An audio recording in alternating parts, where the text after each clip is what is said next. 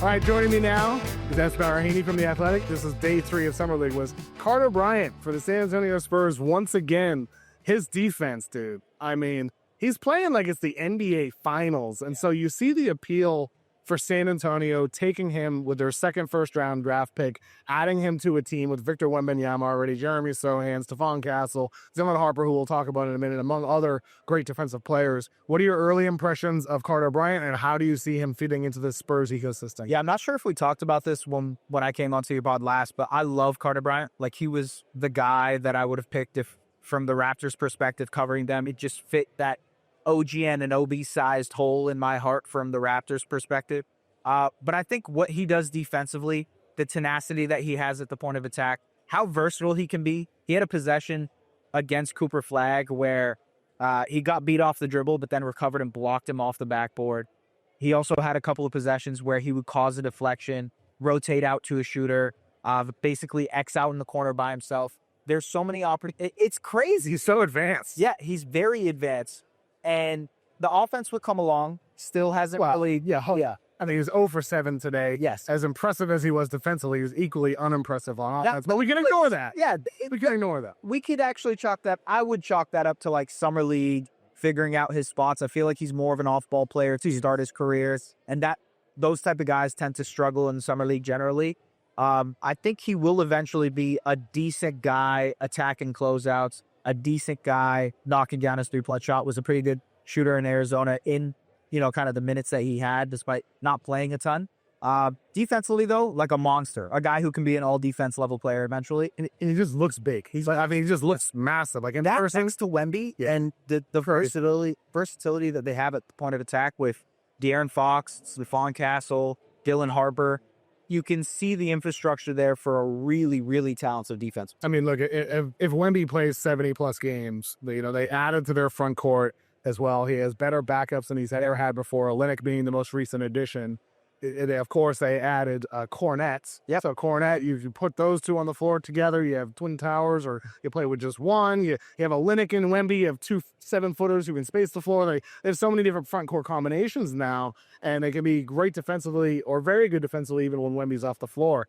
The Spurs could be a top 5 defense next season. The question to me is going to be still, what level do they reach offensively? Because my whole pre-draft issue with the idea of Dylan Harper, Stephon Castle, and De'Aaron Fox is like, is there enough shooting on this team? And you also factor in Jeremy Sohan on the team. Now Carter Bryant, who's up and down as a shooter as well. Keldon Johnson's still on the roster, among others. There's a lot of like average or below average shooters. And with Dylan Harper, I will say he had hit the side of the backboard today. He did. He did not do a lot from the perimeter. Yeah. But he did show the things that made him a number 2 pick, and that was getting to the rim at will. Yeah. He was dominant finishing at the basket, and he made plays defensively too. Yeah, I thought some of the playmaking really popped too. In the pick and roll, he would a passing window would evaporate, but he would somehow slip it through. Do you see the one in transition he had? It was like a cool little kick ahead, but it's just like so smooth off the dribble. I think it was, from my vantage point, it looked like it was through a tight window. Yeah, it looked like he was threading a needle. Yeah.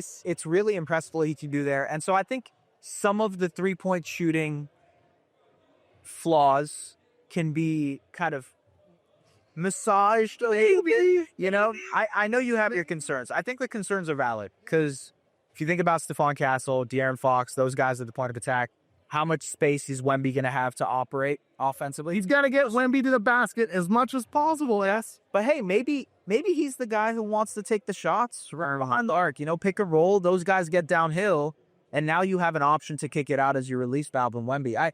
I feel like there is a world in which Dylan Harper can thrive as maybe a 3, like a off-ball ball handler for them, a guy who can attack off of closeout. Is that for his best, though, when we see how it's tough, great he is just weaseling his way into the paint and then overpowering people on the next possession? Like, he's just so versatile. He getting in the race, though. Let's think of it like this.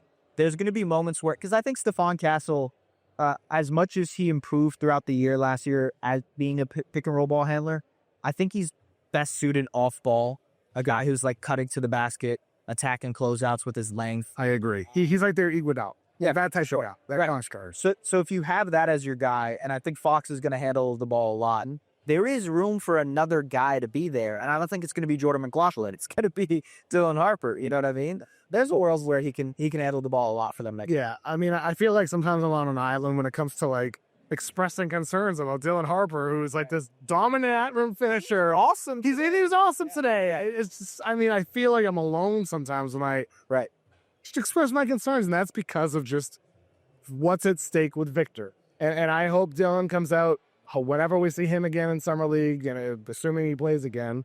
And I hope he shoots the hell out of it. I hope he shoots the hell out of it as a rookie with the Spurs. And I hope, people are, old takes exposing me for even raising the question. I want that to happen because of how much I want to see Victor reach his full potential. So that's why I express concern about it. But ultimately, first impressions, if this was ever your first time watching Dylan Harper today, you'd be thinking this guy is awesome. He had a great block on Ryan Nembhard and transition. He just looked overpowered him at a 6'5". He was so much bigger than him. Yeah. He was impressive. Both Spurs rookies I thought were very impressive. I want to talk about Yang Hansen. He was the biggest surprise pick of the first round. Absolute Portland taking him in the mid-first. People thought he might fall to the late first. I talked to sources around him that thought second round is most likely. And then boom, top 20, Yang Hansen off the board. And this is going to a team that drafted Dominic Klingon last year. Yep. We see in his debut, he had 5 assists, ton of highlight reel passes. He looked like Chinese Jokic. That nickname is going to get thrown out all year long. It will. How do you see Klingon and Yang fitting in that front court? I don't know. Truthfully, I don't know. Because I think Yang needs to improve as a guy who can score the ball. He has nice touch. He has really nice feathery touch. He hit a three. He hit a three, but it was off the glass in a really loud spot. If he can improve in that area, then I can see a world in which those two play together. But I think it makes more sense for Yang to be the backup to Klingon. Because right now, one of the questions I have with Klingon generally is he is great for a 20-minute to 25-minute game. But can he get to 30? Can he get to 35 minutes? And that's where you can throw out a Rob Williams, or you can throw out a Duop Reef, or you can throw out a Yang Hansen. And R.I.P. D.A. Ayton. I know, right? Yeah, no longer an option. No, not an option. And honestly, right? Maybe for the best. Right? Sign off. Yang is going to be a fun player, regardless of how effective he is as a rookie. He's going to show off a lot of tertiary skills. The playmaking obviously pops. If they do put the ball in his hands with the bench, they have the cutters to work around him. I think of like Matisse Thybulle, obviously Toumani Camara, Denny Avdia, a good cutter. All these guys work so well off of the ball. Sure. That maybe there's a vision to, hey, just get the ball in this guy's hands. Yeah, he can be Chinese Jokic. Why not? I mean, looking, Klingon has it. I can't believe I said that. I mean, look, straight face. By saying that, you're not saying he's going to be one of the 15 greatest players ever or a multi-time MVP. What you're saying is that he can do some of the things like Jokic, just like Sabonis does. Yeah. Like Şengün does. Even to a lesser degree. I watch it with the Raptors with Jakob Poeltl, Isaiah Hartenstein with the Oklahoma City Thunder. There are a lot of NBA teams that will like to put the ball in the big man's hands just because the size allows them to create. Yes. And Yang can do that. I look at bigs as like a lubricant for an offense. Okay. Just keeps things flowing. Just keeps things... Nice reference. It just keeps things flowing. That's what they do. They're connective pieces. They make the smart play. They make the right plays. People orbit and cut around them. And I think with Yang, that's the appeal. And with Klingon, too. Because Klingon, he's not just a rim protector. He's got some feel. He's got some intelligence on the floor like Yang does. So the Blazers, I'm sure their vision is to have those guys on the floor for 48 minutes of every game where they can play that way with a big. I do wonder, though, considering the amount of two bigs we've seen, most times teams that are playing too big, they do it with one big that shoots. Do you think it's possible we could trend towards a world in which it's like back in the 90s, two twin tower guys that are, one on the inside, and nowadays one is just dribble handoffs, kind of Hartenstein style on the outside, even without the shooting threat? Is that possible? I think of offensive rebounding as the main key here. Houston with Şengün and Adams. That could work if that's the way you're building. And honestly, the way Şengün works kind of does remind you of Yang Hansen in the way that is high post, short roll area. He can make plays for you, catch with his soft touch, and finish around the basket. If that guy can be there for you, Klingon is easily an incredible offensive rebounder, can win possessions for you consistently.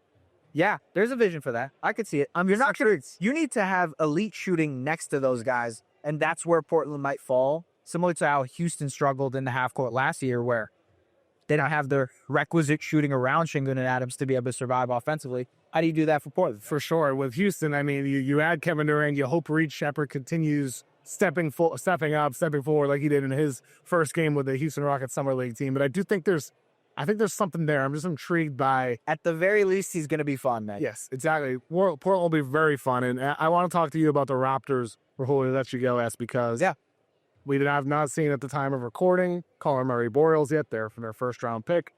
But we did see Alijah Martin, the 39th pick in the draft, who was one of my favorite pre-draft players out of Florida. He did so many of the things in his debut with 16 points, 5 assists, 5 boards, 2 steals, and a massive dunk. He looked like the Florida version of Alijah Martin. What were your impressions of him? Yeah, he looked like a man amongst boys. I mean, obviously, he's a 5-year player in college, so he's physically grown out. Like, he knows in all sense. He's a ball on so wide, and like, he understands how to use his body both on offense and on defense. And I think the great thing that he popped with in his first summer league game, and also as he did all of his final year in Florida, he shot the ball well and did it in a variety of ways, off the catch, off of movement, kind of above the break shots that have a little bit of difficulty to them. If he can do that for the Raptors, he easily plays a role for them next year just because they need shooting in a major way. I just think he's going to be a winner. I just think he won in North Florida. He won at Florida. He won a national title at Florida. Yeah. I just think what we saw in these playoffs this year with Indiana and OKC is so many guys that just play hard from the opening tip to the final buzzer, that always play fast. Yeah. They play with intensity, and depth mattered more than ever in the deep end of postseason with those two teams. And so, like, it's different every year. Like, next year, it might be Denver in the finals, and they're talking about the need for a big or even 2 bigs, because if they're putting Jokic out there with Valanciunas or Jokic and Deion Holmes, like, things can change. But this year, it was about speed and depth, and I don't think that is any different than Boston or really. Boston, they were a deep team as well. They play the same way, start to finishing games. Yeah. So I just think guys like Alijah Martin, this year's playoffs really helped them out in terms of their draft stock. Yeah. Do you feel that way with a guy like him as well, with like he's a playoff player? Yeah. I mean, like, especially in the second round, the way that IL has worked to kind of shift the way the second round works in general. There's not a lot of freshman guys coming out as much because they want to get paid or they have the opportunity to get paid in college, right? Big time money, right? More than what's like sometimes, yeah, actually most of the time, more than what you can get every higher out. And so it makes sense for guys to draft older players. I want to ask you this though, Case. Okay. A lot of national media folks are like lower on the Raptors than in general. And as a person who covers them, naturally, I feel like I'm a little bit more optimistic than consensus. How do you feel about what this Raptors team can be next season? I also interviewed Colin Murray-Boyles today, who was like really excited about what he can provide.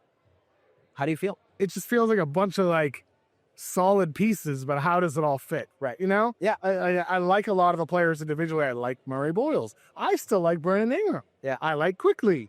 I like Pirtle. I like a lot of the pieces individually, but how does it all mesh together? I'm not sure. Yeah. So I think like the way they closed the year, solid. They weren't horrible. Yeah. During the season. I mean, they missed the playoffs and cracked the East. So maybe they weren't wins. It's not the best. But they weren't 19 wins. Right. They weren't Washington. I think they'll probably be playing. Is that fair? I don't think better than that, though. I think it's a nice, fair take. My optimistic take is like, if this works offensively, because defensively, I think I agree, a world in which they can be a pretty successful defense with the amount of length and athleticism. They could be really good defensively, actually. Yeah. Offensively is the big question. I think the questions about who is going to share the ball. Raptors head coach Darko Rajakovic has really enabled this team to move the ball a lot. They try to lead the league in assists consistently. How does that work when you have Brandon Ingram on the roster and RJ Barrett on the roster, Scotty Barnes, IQ? Can those guys evolve? Because like with Ingram, go way back to when he was at Duke. He was more of a playmaker. Like, heck, he could play make then. I thought like he is markedly improved. I need to pick and roll as a playmaker too. So can he now adapt that to what Toronto has? That's the question. Exactly. I think there's like many questions with his team, but you know, Masai Ujiri is gone, obviously, but what Bobby Webster has assembled there with this team, it feels like it's just a lot of good pieces. Yeah. And then you figure out what you want to keep. Yeah. To me, I think just have a bunch of guys, and this is a tryout year. Yeah. Is the way I look at it. And okay, then maybe Ingram doesn't work out, or Ingram does, right. And then you keep him. And maybe you just like Murray Boyles is shining in a way that you don't expect, and it means you might do something else. Or you're banking on some of these younger players to play real minutes for you. That might be the swing here between the Raptors actually being a playoff team versus Xavier Planty. Yes. Thank you so much, man. Appreciate you coming on my pod multiple times this year. I got you. Great to meet you in person, man. Hope to see you at the Sphere tonight. Back Man, thank you. Yes, sir. Appreciate I got you. Thank you. Yeah.